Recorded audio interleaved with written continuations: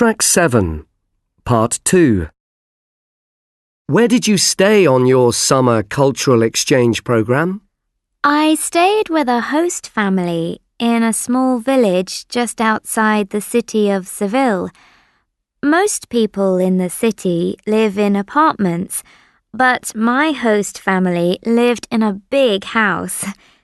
The family had a daughter who was my age called Carmen, so we had lots of fun together.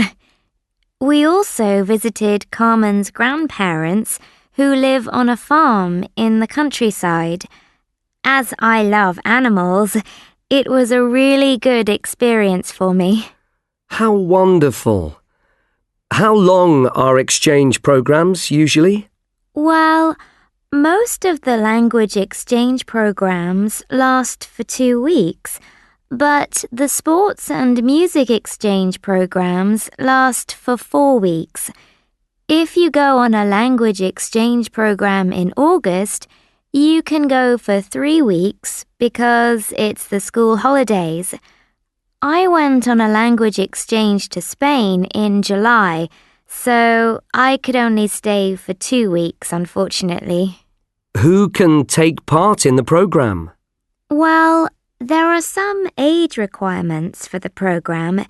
You must be over the age of 14 to take part in the language exchange program and 16 for the sports and music exchange program.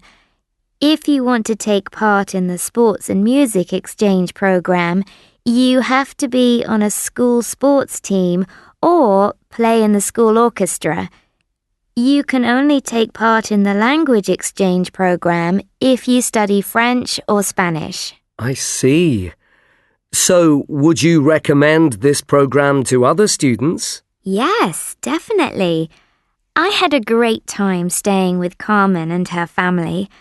I felt a bit homesick when I first arrived, but they were so friendly and welcoming.